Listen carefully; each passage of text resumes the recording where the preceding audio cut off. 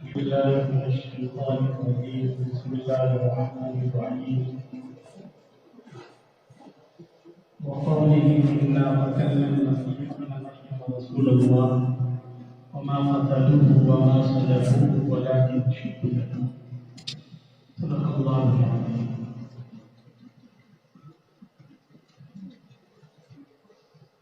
وقال النبي صلى الله تعالى عليه وسلم ستكون فتن كقطع الليل المظلم أو كما قال عليه الصلاة والسلام وعلى آله وصحبه أجمعين. ہم سے مشقی اور تربیتی پروگرام کے صدر اعلیٰ قدر اسٹیج پر تشریف فرما گرامی مرتبت حضرات اساتذہ کرام، شعبے کے تعلق رکھنے والے اعضاء و اراکین اور طلبہ عزیز،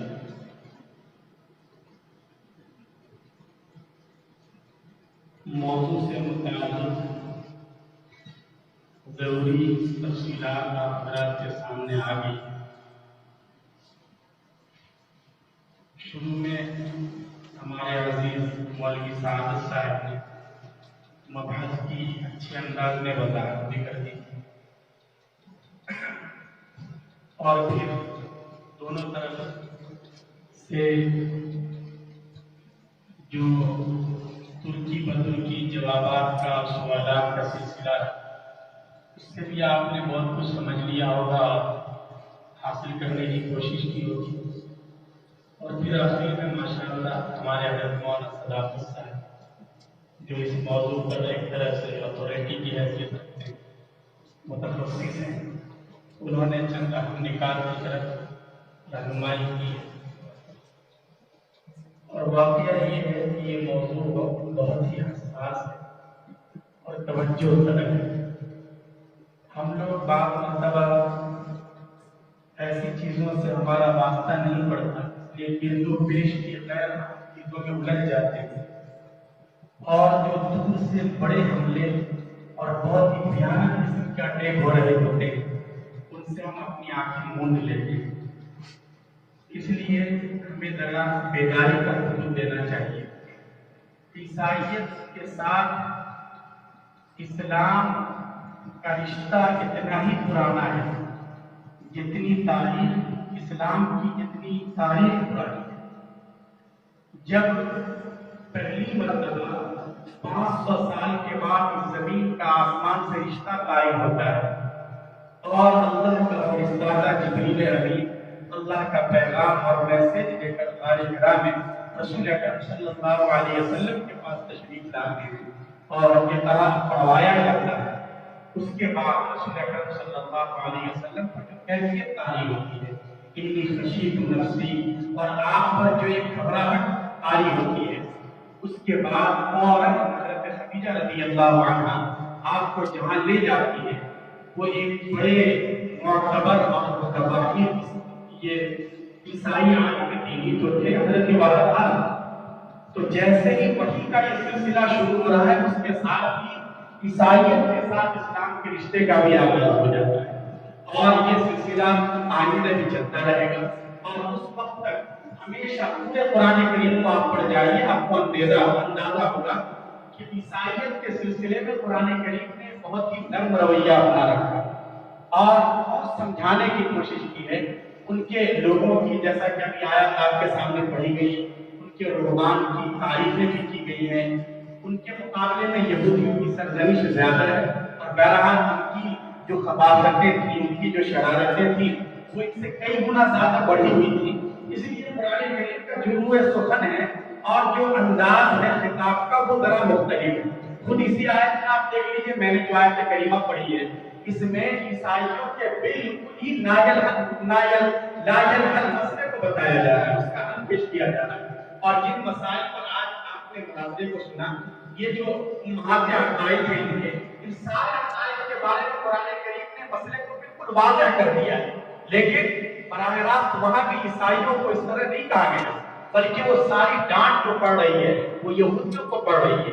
यहूदियों की बदबख्तियों और उनकी शरारतों को जिक्र किया जा रहा है कि अल्लाह रब्बुल इज्जत ने इन्हें ये सताती है, इनके दिलों पर मोहर लगाती है, इसलिए कि ये बहुत शरारतें करते हैं। इन्होंने अंबियाए किराम को नामुकद्दर किया है। ये वो लोग हैं जिन्होंने हजरत ईसा अलैहिस्सलाम की नामूस पर ऊपर कीचड़ उछालने की कोशिश की थी और इस पर तोहमत लगाई थी हजरत मरियम पर।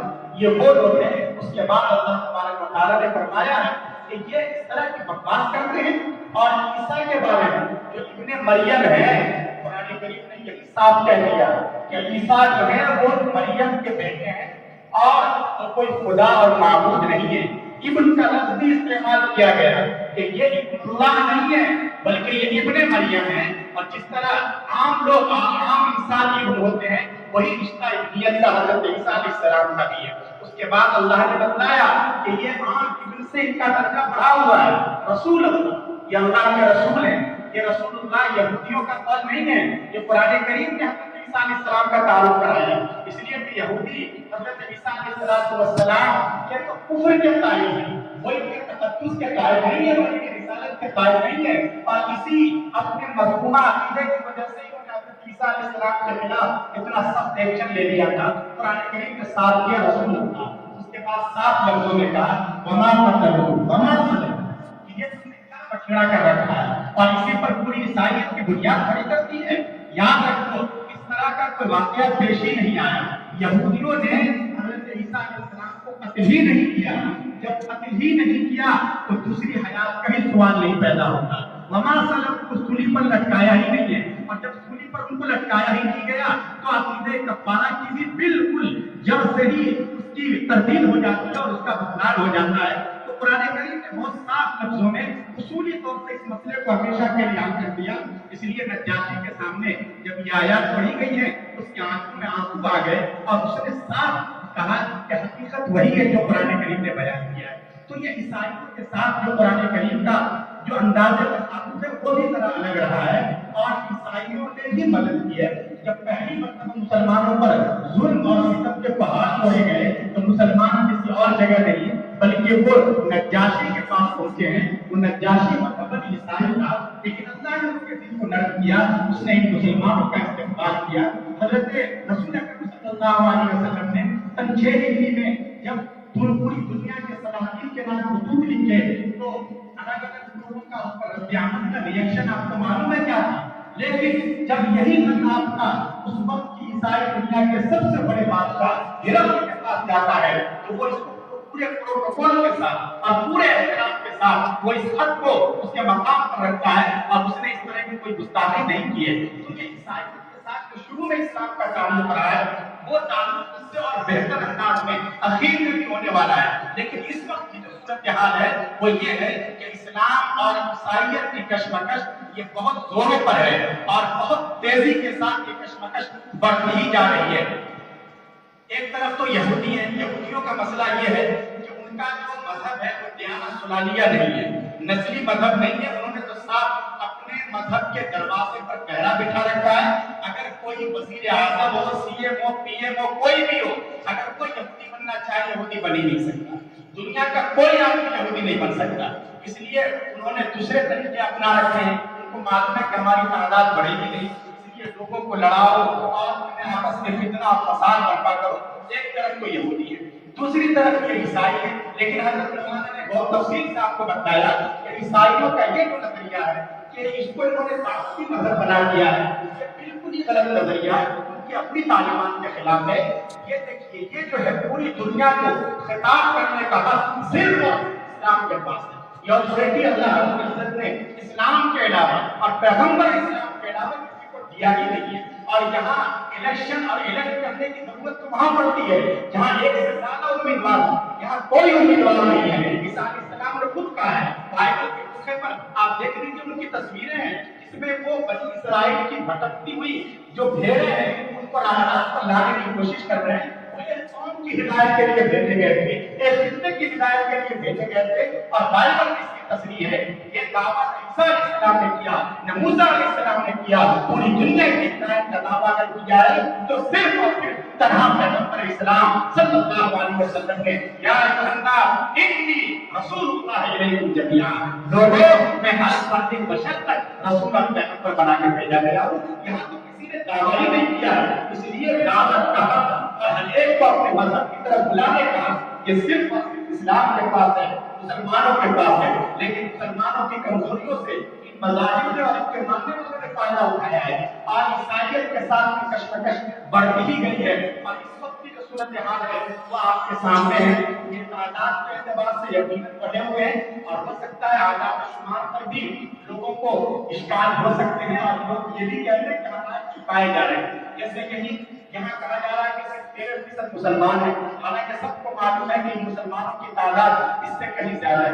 तो यही आलमी सतह पर ईसाइयों के बारे में भी बहरहाल प्रोपेगेंडा है या जो भी हो, लेकिन अक्सर लोग इसको मानते हैं कि ईसाइयों की तादाद इस वक्त भी पूरी दुनिया में सबसे ज्यादा है।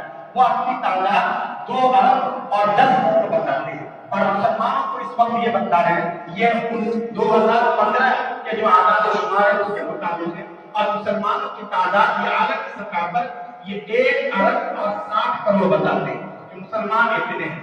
लेकिन ये जो अमेरिका के जो मुफक्किरीन हैं जिन्होंने ये रिपोर्ट पेश की है, उन्हीं का नजरिया ये है कि ये इस वक्त की सूरत हाल है। लेकिन जिस तेजी के साथ इस्लाम फैल रहा है और जिस तेजी के साथ मुसलमानों की शर्ह आबादी में इजाफा हो रहा है, उससे अंदाजा ये है कि इस सदी के आखिर तक, बल्कि सिर्फ 2060 तक ये जो मुसलमान इस वक्त दूसरे नंबर पर हैं ये पहले नंबर पे आ जाएंगे और ईसाई मजहब के मानने वाले ये दूसरे नंबर पे खिसक के आ जाएंगे। और सबसे कम तादाद जो रहेगी वो तहरीरों की रहेगी, ये जो अपने आप को नास्तिक कहलाते हैं, इसलिए कि इनके यहाँ शरह पैदाइश का कोई खास तनासुब ही नहीं है।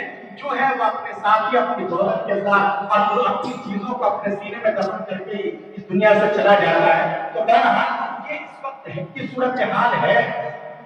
इसलिए इधर के जो तर्जमान और फर्द है वो इस पर भी इजहार मसरत कर रहे थे और इसको भी दलील के तौर पर पेश कर रहे थे कि जब हमारी तादाद सबसे ज्यादा है तो हमारे साथ होना चाहिए, इसलिए कि ये हदीस पाक भी सही है।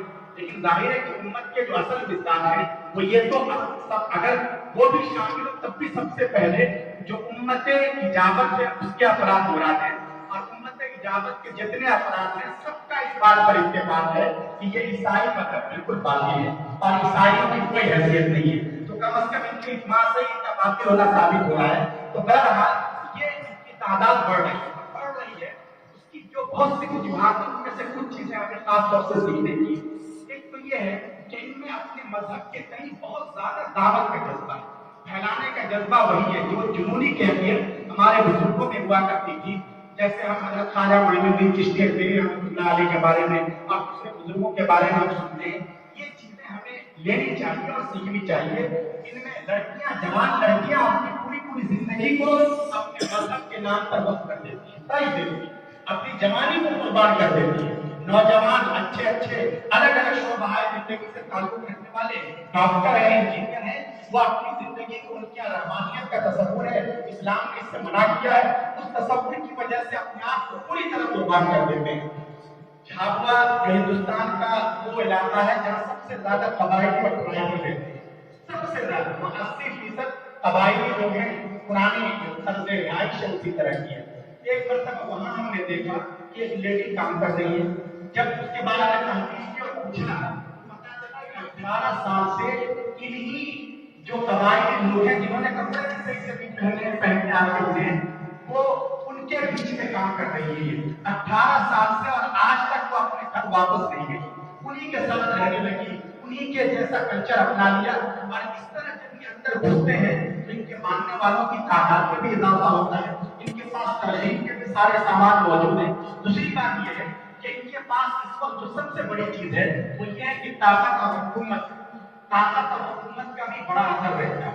सिर्फ एक तो ये कि आपके पास तहजीब है, आपके पास कल्चर है, आपके पास अकीदा है, सब कुछ है, लेकिन उसके साथ साथ ये जो ताकत और हुकूमत है, इसलिए इस्लाम के बारे में कहा गया है कि इस्लाम की बाला तस्दीक को दूसरे लोगों को भी जरूर तस्दीक कराना चाहिए ताकि उसके बाकी इस्लाम को फरोग मिले, इस्लाम के रास्ते में कोई रुकावट ना आए।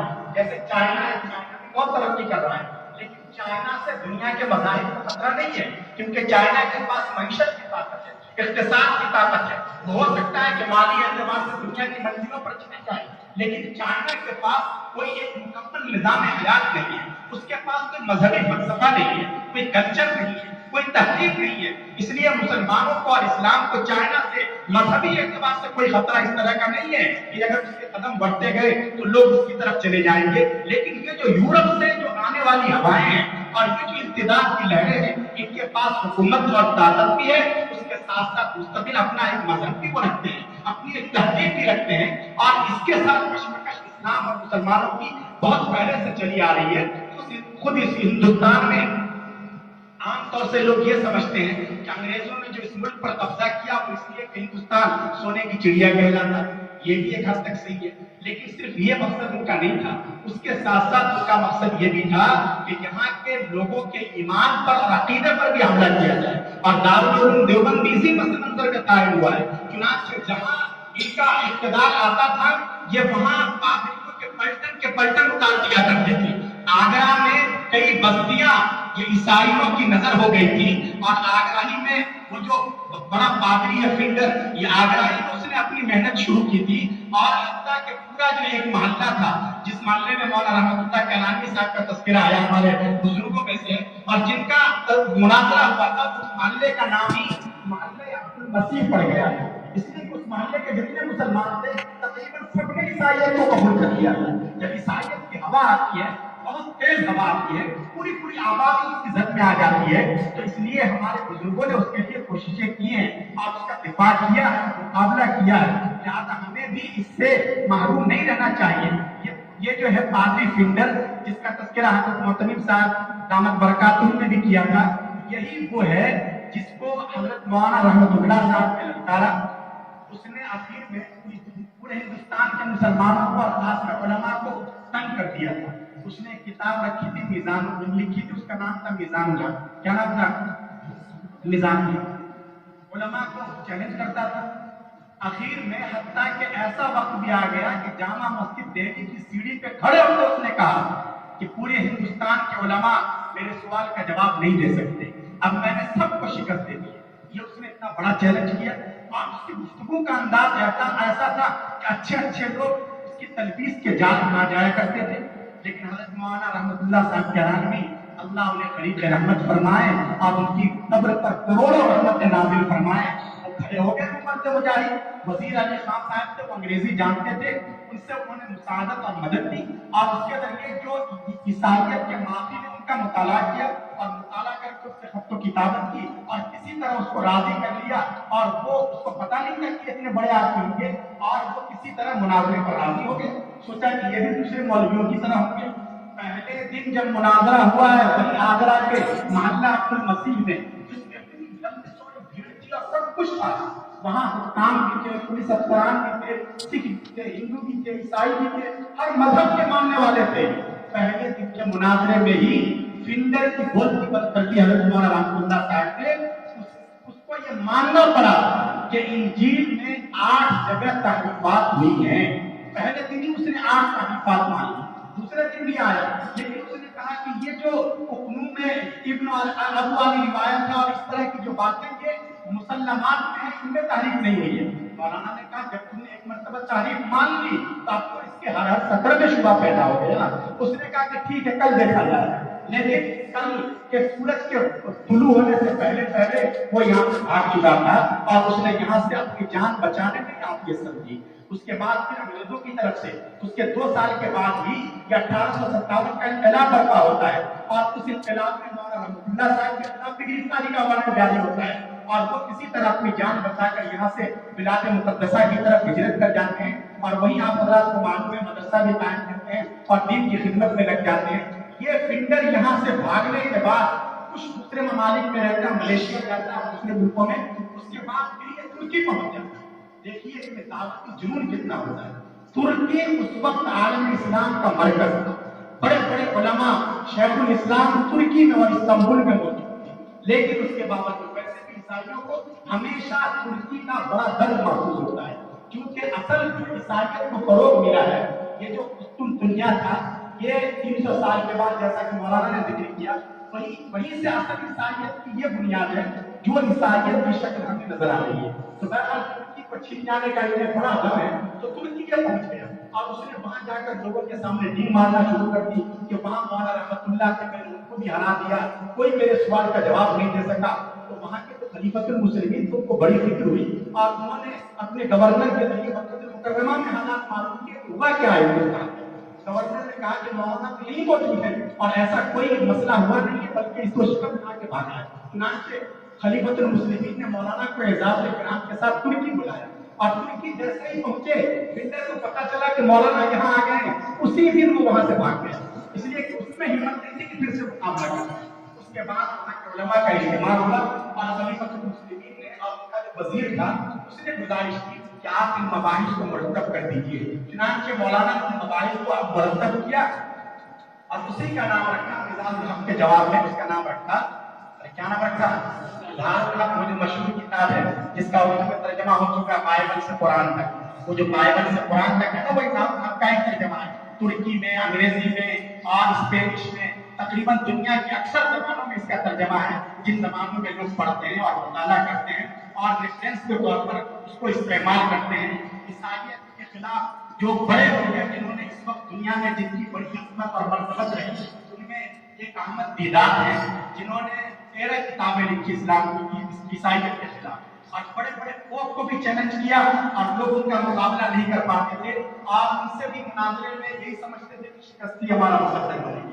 लेकिन थे वो बहुत ही अच्छे आदमी। गुजरात में एक गांव है, वहीं के रहने वाले थे। हम लोग हांसोट में थे, तो हांसोट में बाज़ाब्ता पाबंदी से वो चंदा भी भिजवाए गए थे। तो बड़ा अच्छे आदमी थे और उन्होंने अपनी किताब के आखिर में ये लिखा है कि लोग ये कहते हैं कि मैंने ये सारा सरमाया कहाँ से हासिल किया। साफ बात यह कि मैंने इजहारुल हक से ये सारा मवाद हासिल किया है। तो ये इजहारुल हक बहुत बड़े मर्जे और मुस्तरद मार्कस की हैसियत रखती है। इस किताब का पस मंजर ये है कि हमारे बुजुर्गों की कुर्बानियों की एक झलक है। इस वक्त भी इसकी जरूरत है कि हम इस मजहब को माने। ये तवहुद परस्ती वाला मजहब है। आप जब अंदर जाएंगे, जैसा कि बातें आई, आप उसके खिलाफ चीजें, यही वजह है कि इस वक्त पूरी ईसाई दुनिया का सन्नाटा छाया हुआ है, क्योंकि जो दुनिया में सबसे तेजी से फैलने वाला मजहब है वो इस्लाम है। और उसकी वजह क्या है? वजह ये है कि इस वक्त ओपन माइंड के साथ और ज़हन मफ्तूह के साथ लोगों ने सोचना शुरू कर दिया। अभी तक तो रिवायती एतबार से बाप दादा के जमाने से ईसाई इसलिए वो मान लेते हैं, इनको पादरी ये समझाते हैं कि देखो छोटी छोटी चिंगारियां हैं और फिर जब ये आग ऊपर जाती है तो एक हो जाती है, ऐसे ही तीनों मिलाकर एक हो जाते हैं और एक तो तीन होकर भी वो एक ही रहता है। इस तरह की इधर उधर की चीजों से समझाते हैं, लेकिन जब वो खुले दिल के साथ गौर करते हैं तो ये आपका उनके हलक से उतरता नहीं है। इसलिए सबसे तेजी के साथ इस वक्त भी ईसाई ही इस्लाम कबूल कर रहे हैं। आप किसी यहूदी के बारे में नहीं सुनेंगे, बहुत कम तादाद, हिंदुओं के बारे में बहुत कम तादाद आपको मिलेगी, लेकिन तेजी के साथ इस्लाम कबूल कर रहे हैं और वो ईसाई हैं। इसलिए ईसाइयत जो है इंशाअल्लाह आइंदा ये इस्लाम की पुष्टिबान बनेगी। अगर हम दस्तों के ईमान है इस वक्त, लेकिन सूरत हाल तेजी के साथ बदल रही है और इस सूरत हाल को इंशाअल्लाह बदलना है। इसलिए अमेरिका में एक ईसाई बहुत बड़े मुफक्किर हैं, उन्होंने ये कहा है कि मुसलमान ये दावा करते हैं कि पूरी दुनिया में इस्लाम की हवा फैल जाए। सही है, इसलिए जो कुरान और हदीस की बात को हम झुठला नहीं सकते, सही है ये, लेकिन उन्हें कुछ ये नहीं होना चाहिए कि अमेरिका पर उनकी हुकूमत हो जाए। नहीं, हम मुसलमानों को इस अमेरिका पर हुकूमत नहीं करने देंगे, बल्कि ये होगा कि हम मुसलमान हो जाए, हुकूमत तो हमारी नहीं। ये नहीं कि हिंदुस्तान के अगर मुसलमान आकर हुकूमत करें।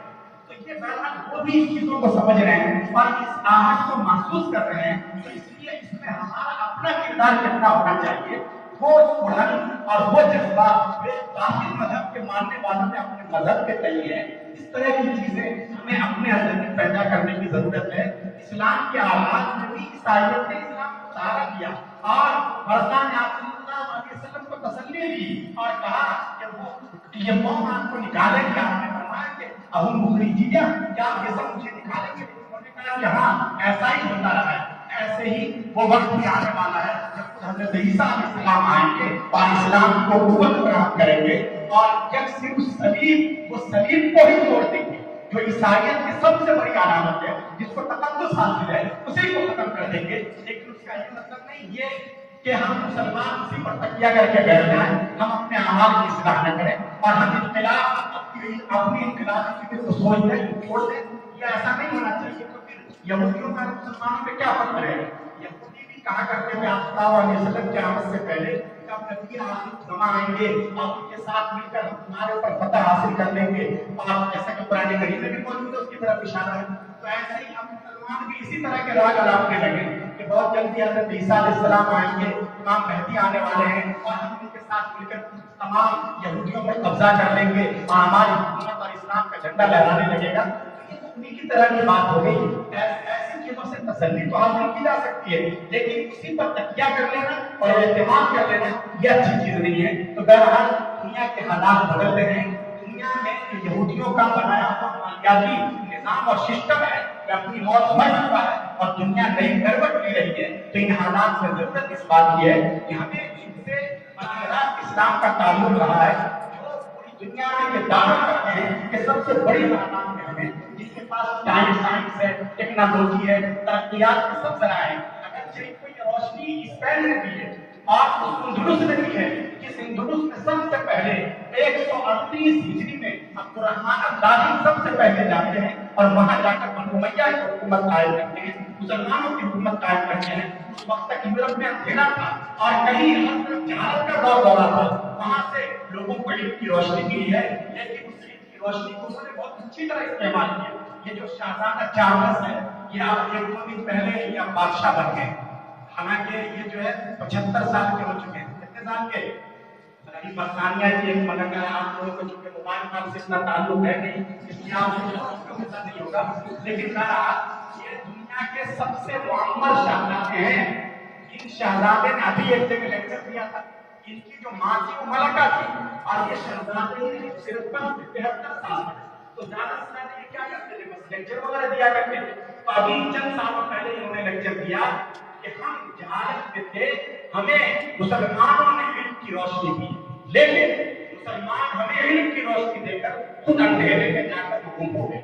ये शहजादा चार्ल्स ने कहा कि बादशाह बन गए। अब जाहिर है कि ईसाइयों में जैसी तवाज़ुन परस्ती है, अगर उनको सही तौर से बात, लेकिन अभी भी जालिम कौम है, वो ये तो कह रहे हैं कि हमें इल्म की रोशनी मिल गई है, लेकिन हकीकत में अभी भी ये जहालत में अंधेरे में और सही इल्म आपके पास है। आप उसी इल्म के हामिल है और आपके पास वो अमानत है। आप आइए। अभी मलका का इंतकाल हो गया, तमाम परस्ती देखिए, मलका का इंतकाल हुआ। बरतानिया जो इल्मी एतबार से और सेहत के एतबार से, साइंस और टेक्नोलॉजी के एतबार से तरक्की याफ्ता ममालिक में समझा जाता है। वहाँ के लोग अपने आप को बहुत ही समझदार और दानिश्वर और मुतनव्विर समझते हैं।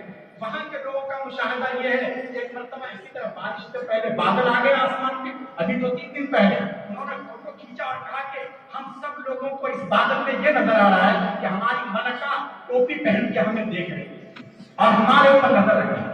ये बरतानिया में तवज्जुह परस्ती का क्या है? अभी वेनेजुएला में पिछले हफ्ते इतना बड़ा वाकया हो गया कि एक ईसाई पादरी नहीं बल्कि वो ईसाई मर्द है, उसने ये दावा किया कि मेरे ऊपर वही आती है और जैसे कोहे नूर पर मूसा से अल्लाह की बात होती है, इसी तरह अल्लाह ने मुझे भी बात करने के लिए बुलाया। यानी अंदाजा लगा सकते हैं कि यूरोप इस वक्त भी जहालत के दियारों में उसके पास सही की रोशनी नहीं है। आपके पास ये अमानत है और आपको अपनी जमानत की अहमियत को समझना पड़ेगा। चुनांचे अंधे गालिब मुतफिकीन की एक बड़ी तादाद उसके साथ चली जाती है, पहाड़ों पे पहुंच जाते हैं और उस दिन से आज को 9 दिन हो गए, लेकिन वो कहाँ गए किसी का पता नहीं। वहाँ की हुकूमत परेशान है, उनके खानदान के लोग परेशान हैं। तो इस तरह के जुनूनी किस्म के और तबाहप्रद किस्म के लोग हैं जो लोगों को अंधेरे की तरफ धकेल रहे हैं। इस वक्त भी ये दावा करते हैं कि अल्लाह से हमारी हमकलामी हो रही है और खुदा से बात करने जा रहे हैं। तो इन लोगों तक सही रोशनी को पहुंचाना ये हमारी जिम्मेदारी है। इसलिए हम इसका खूब मुताला भी करें, इसको समझने की कोशिश करें। हमारे बुजुर्गों का इसको खास मिशन रहा है ईसाइयत का मुताला, और ये तो उन अहम मौजूदात में से जो जिसको कुरान करीम ने बात का मौजू बनाया, में हम इस मौजू की अहमियत को और नजाकत को समझ चुके हैं। तो बहरहाल आज इस मौजू का इंतखाब हुआ, ये बहुत ही मौका और एतबार से मुनासिब मौजूद था और मैं इस पर मुबारकबाद पेश करता हूँ। और माशाअल्लाह दोनों तरफ से इस बात का इजहार किया है کہ ہمارے دونوں جو عزیز ترجمان تھے اور ان کے جو افراد تھے ان سب نے خوب اچھی محنت کی ہے اور اتنی جرت رندانہ تو میں نہیں کہوں گا، بہرحال مناظرہ ہے اس لیے اس میں بہت سی چیزوں کی اجازت بھی دی جاتی ہے، لیکن بہرحال حضرت یہاں موجود ہیں بنفسِ نبی اور ان حضرات نے اتنی جرت کے ساتھ پختگی کے ساتھ اپنی بات پیش کی ہے اور جیسا کہ آپ نے دیکھا بہرحال دلائل کے اعتبار سے، تیاری کے اعتبار سے حق تو حق ہی ہوتا ہے اور وہ ہمیشہ غالب رہا ہے اور انشاءاللہ آئندہ بھی غالب ہی رہے گا۔ یہ اگرچہ حق کو دبانے کی کوشش کی جاتی ہے، کبھی اس کا والیوم کم کر دیا جاتا ہے، اور یہ جو دبانا ہوتا ہے یہ صرف فرد کی طرف سے نہیں ہوتا، ظاہر کے اعتبار سے نہیں، باطنی اعتبار سے بھی جو ایسی طاقتیں ہوتی ہیں وہ اس طرح جو ہے بانٹ دیا کرتی ہیں اور اثر انداز ہونے کی کوشش کیا کرتی ہیں۔ تو اس لیے ایک تو یہ بھی ہے کہ حافظوں کو اس کا خیال رکھنا چاہیے کہ جب بحث کی ترجمانی کر رہے ہیں اسی طرح پورے کانفیڈنس کے ساتھ اچھے انداز سے اپنی بات رکھیں اور پہلے سے اس کا خیال رکھیں۔ ماشاءاللہ یہ تو حکیم ہے، حکیم نہیں تو نیم حکیم تو ہو چکے ہیں، اس لیے کہ حکیم جاتے ہیں یہ، تو اس لیے ان کو تو پہلے سے اس کا احساس ہو جانا چاہیے کہ مجھے اس طرح کی آواز کے لوگوں کو مخاطب کرنا ہے، اس لیے کہ بہرحال آواز کا بھی اثر پڑتا ہے۔ جادو بیانی بھی تو ایک حقیقت ہے، اگرچہ وہاں محدثین نے انٹرمیڈیٹ بیان الاسئلہ کی دونوں تشریح کی ہے، اس کا بھی خیال رکھنا چاہیے کہ حق کی آواز ہمیں پوری قوت کے ساتھ اور صداقت ہے اس کو پوری طاقت کے ساتھ پہنچائیے، اس میں بہت زیادہ ذوق اور کمزوری کا اظہار نہیں ہونا چاہیے، پہلے سے اس کی پیش بندی کرنی چاہیے، اس کا بھی خیال رکھیں۔ اور ماشاءاللہ آپ نے دیکھا کہ ہمارے حفیظ احمد عفیف نے اپنے قد اور اپنے کاموں سے زیادہ اچھے انداز سے اپنی بات رکھنے کی کوشش کی ہے، میں دل کی گہرائیوں سے مبارکباد پیش کرتا ہوں۔ اور بہرحال ہمارے حضرت محترم صاحب جو اس پورے کاروان بلکہ اس وقت کاروان ملت اسلامیہ کے قافلہ سالاروں میں ہیں، ان کی جو ہدایات ہوتی ہیں انہیں ہمیں بہت توجہ سے سننا چاہیے۔ حضرت ابھی کہہ کے گئے کہ ہمیں اس طرح کا جملہ نہیں کہنا چاہیے ہمارا یہ عقیدہ ہے، ہم عیسائی یہ کہتے ہیں، اس طرح کی بات نہیں کہنی چاہیے۔ ویسے عیسائی کو بھی اس وقت اگر ان کو عیسائی کہیے تو بڑے ناراض ہوتے ہیں، وہ یہ کہتے ہیں کہ ہم مسیحی ہیں جو عیسائی تک مت کہو۔ تو بہرحال تو اس لیے اس طرح کی باتیں نہیں کہنی چاہیے۔ جب میں انگریزی میں کا بہت جاندار ہوتا تھا تب اس میں ود دا نیم آف جیزیت یہ اس کو ہٹا دینا چاہیے تھا، اگر اسی کو کہنا ہی تھا تو ود دا نیم آف جیزیت غور کر دیتے تو اس طرح وہ بالکل بات صحیح ہو جاتی۔ تو بہرحال ان چیزوں کا بھی خیال رکھنا چاہیے کہ ہم ایک ایک لفظ چاہے ہم وہاں ہوں یا یہاں ہوں، مدرسے میں ہوں یا باہر ہوں، ہمارا ایک ایک لفظ لکھا جاتا ہے اور وہ دلیل بنتا ہے اور اس پر ہماری بات خوش ہو سکتی ہے۔ لیکن اس اعتبار سے انہوں نے اپنی بات پیش کیا نا کہ پاس ہے کیا دلائل کا دیا، میں نے سوچا تھا کہ کچھ باتیں آئیں گی لیکن ہمارے عزیز نے کوئی پہلو چھوڑا ہی نہیں، اس طرح انہوں نے جتنے احتمالات پیدا کیے سب کا جواب دے ہی دیا گیا تھا، اس لیے میں نے ایک عمومی بات کی اور اتنی دیر تک گستاخی بھی کر دی، لیکن بہرحال دونوں طبقے نے اور دو فریقین نے اچھی محنت کا مظاہرہ کیا ہے، میں دل کی گہرائیوں سے مبارکباد پیش کرتا ہوں آپ کو بھی اور اس شعبے سے وابستہ تمام افراد کو، اور خاص کر اس کے جو دونوں معزز نگران ہیں اور ان میں سے ہمارے حضرت مولانا مفتی مزمل صاحب ادائی حافظ اللہ جو اس شعبے کی نگرانی فرما رہے ہیں وہ یہاں موجود ہیں۔ میں ظاہر ہے کہ الفضل یعنی بیاجماعی یرجو الی فضیلت هذا الشیخ وجزاہ اللہ عنا احسن الجزاء، اور اسی طریقے سے ہمارے حضرت سب کے مقبول و مکرم ہیں اور اللہ تبارک و تعالیٰ نے ایک مقام اور قدر و منزلت عطا کیا، آپ سبھی حضرات جانتے ہیں۔ میں سب سے پہلے گستاخی کی معذرت چاہوں گا کہ میں نے اتنا وقت بھی لے لیا اور حضرت اپنی ظاہر کے عدالت کے مراحل سے بھی گزر رہے ہیں، ریڑھ کی ہڈی میں بھی تکلیف ہے، دوسرے امراض بھی ہیں، آپ دعا بھی فرمائیں اللہ پاک عافیت کے ساتھ حضرت کے عمروں میں برکت عطا فرمائیں۔